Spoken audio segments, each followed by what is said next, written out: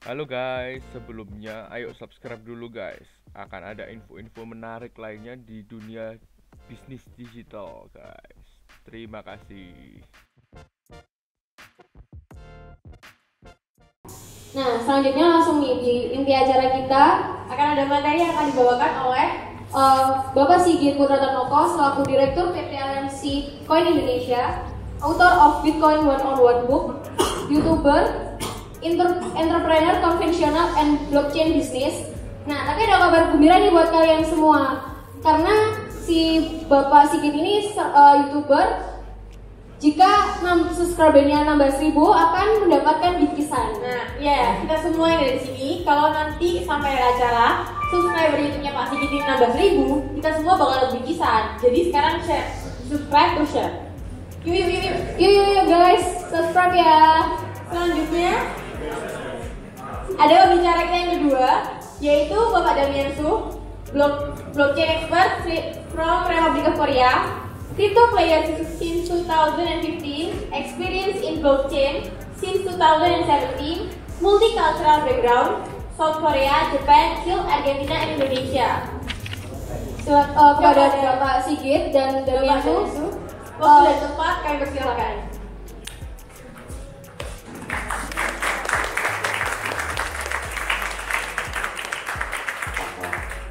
Halo, selamat siang. Nama saya Damian dari Korea Selatan. Bahasa saya bisa mengerti, tapi berbicaranya kurang bagus. So please understand that I have to speak in English. And first of all, I really gratitude, be honored to be invited to UC University here, and I am so thrilled to talk with face to face with the future of Indonesian students here. And so before we talk about who knows about Bitcoin here? Or haven't heard of Bitcoin? 1, 2, 3, less than 10. And have you guys heard of blockchain? 2? Not many. Nice. So I'll just briefly talk about the era of blockchain till now. So in 2009, there was a guy, anonymous, unknown person named Satoshi Nakamoto. He basically invented this Bitcoin through online, and back then we really didn't know what this was because it only existed in online because it's a cryptocurrency. And after time passes, after like 2012 to 2014, people were interested about this cryptocurrency Bitcoin. What is this? What is this Bitcoin? And we're hearing a lot of experiences, maybe my friends, maybe my father, maybe a lot of my relatives started hearing, oh, they earn some money from Bitcoin. It's like, hey, I want to join too. And this started this booming of cryptocurrency basically. And it got a lot of people got attention because it was very fast, easy money to get. One of our main essential of life is getting rich too, a wealthy life. And this was a very easy access for our youngsters, our generations to be rich in this hype. So people were into this Bitcoin cryptocurrency everywhere. Everywhere they were talking in internet, everywhere. And then until 2017 and 16, this was very booming. Everybody was on the news. It was on the CNN, like public news, talking about cryptocurrencies. Oh, people earn like thousands of money in just in a week. And I have witnesses, I have my friends. Even I invested and earned like very easy, quick money. But as people grow interest of this cryptocurrency, people started to look into this Bitcoin. What is this Bitcoin? What is this cryptocurrency? And people found out that, especially computer science people, like students, actually found out that there was a technology called blockchain. Blockchain is a digital ledger technology. Digital ledger technology is basically online wallet. Online wallet. So, and people were studying about this blockchain. What is this? And we found out that a basic it's a new way of saving your data in online. New way of using your transactions. It was new way, and basically, what is the big difference between this current data transaction in the online and blockchain is that once you save your data in online, once you put your it can be your personal data. Once you save it, you can never change. And once you save it, you have the full authority, which means you have the full rights. You can track down where it goes. Like for example, if I give you a good example, we use Google and Facebook, right? I think we all do. And have you guys ever questioned yourself that you're putting your personal data, your name, address, maybe your codes, I don't know, anything, your personal data, and who's making money out of this data? Facebook. The big companies like Google, Facebook. And do you know where your data is using right now? Probably your Gmail data, your personal data they all have centralized your data and making money out of it. And have you ever questioned yourself, well, where's my data in internet? It should be everywhere, but we'll never know. We never question. Even I never questioned. I really didn't give anything, care. How did they gonna use my data? But with this blockchain, people started to study about this blockchain. People found out that, oh, this will lead us to the world of what we call decentralization, which means no government, no middleman. Why? If I give you one example, I'm in Korea, Christy she's here in Indonesia. I want to do a business with her, internationally, and maybe she wants to sell some Korean products through Indonesia. And currently, if we want to do international business, we have to go through our government papers, Indonesian government papers, and then they will hand it to the third parties, and we have to pay commission fees, right? And we will really never trust 100%. We trust how they're gonna use our commission fees and whatever our data. So if you use blockchain into this system, if you record your documents, what we call smart contract, or later Mr. Sig is gonna explain it though. So with this technology, blockchain data, new transaction system, we don't need government.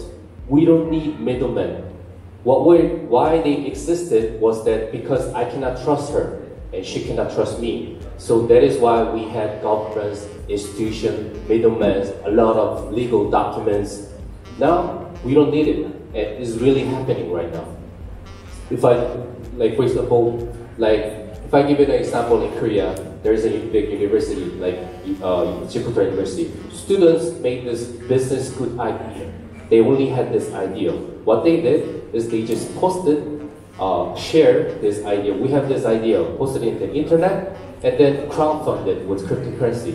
Why was this possible? Because people can trust their data. Why? Because it was saved in blockchain. You can never change. Once it's saved, you can never change. And you have the full rights. If I give you another good example, is existing. There is a internet called Chrome, right? We all know what Chrome is, right? Chrome made a blockchain website of another explorer named Brave. What this Brave is doing is that if you go to Google, you search something, you will see a lot of advertisement, right? That we don't want to see, but we are forced ourselves to see it, and they're taking the money too, right? But if you use this Brave web browser, you can select to put your advertisement in each sectors, and if you put it and if you watch it, you get the money. It's not really ringing a bell, but that is what this whole other different kinds of industry is happening right now. And I have give you another good example of blockchain is usage, real use case, is that Starbucks is trying to adopt blockchain. What they're doing is that we pay Starbucks is pretty expensive, right? Maybe $5 a coffee, and then we never know that why this Starbucks coffee is $5. They always say that 10% of this $5 is used in transportation fee. 10% is used for the farmers of the coffee beans. But we can only rely on Starbucks like Lotus, right? We never know. But what Starbucks is doing that they want to adopt the blockchain. So when you go to Starbucks, you purchase one coffee, and you can directly check your $5 of 10% really goes to the farmers. 10% really goes to the transportation company. You can see it. Why? Because it's your money. It's your data. You can track down all the way how it's gonna be used. And this enables us much more closer world. We call it decentralization and boundless countries, boundless world. Because we all have cell phones where we connect all the people all around the world just by one click, maybe 2 clicks. By Instagram, you search what in any other countries, how the people in there doing. You can always check. We're so close, but we're so close in this online world, but we can never rely on this data. Is it true? Are they really existing people? Are they really like real people? Are they really giving us a real facts? We'll never know. But with this blockchain adoption, we can. And this is what we have to do. Is that from Alliance Coin is basically, we're here to meet you all face to face, share these ideas. It's a very new industry. It's been only there for less than 10 years. No one is professional here. That's why we have to study together, share our ideas, share like what's going on in your country, crypto industry, what's going on in Indonesia, what's going on in Korea. Let's share ideas, let's share ourselves, let's study ourselves.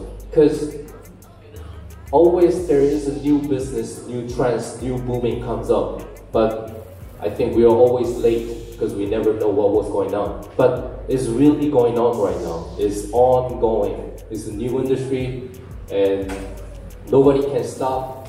And this the first thing we need to do is know this industry, what's going on.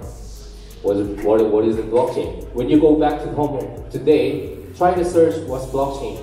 Just go to YouTube, what is blockchain? They give you a very clear explanation. And that's the first thing you have to do. Let's get interested in this industry. It's our world. It's our life, our era.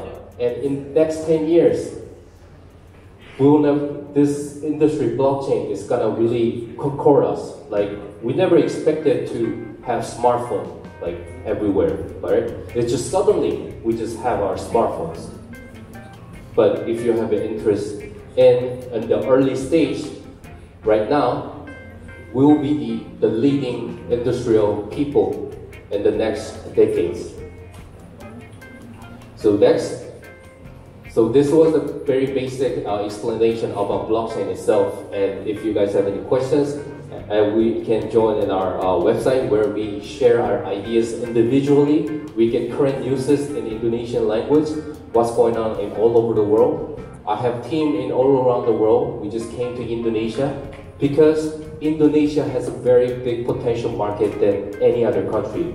Nowadays, starting of this year, a lot of major big companies are entering Indonesia. It's true. One of the biggest Korean company is entering in Indonesia. They denied all the other countries, but they only entered Indonesia. The company is called KakaoTalk. They enter Indonesia without any other countries. So there is the evidence. Government is not really handling all this, but we can just search a little. All the global companies is moving forward. What are they doing? What this industry is doing? So that is the fact that we have to acknowledge. And next, I'm gonna ask Mr. Sigis to come to talk about the cryptocurrency, the money, the digital money. Thank you.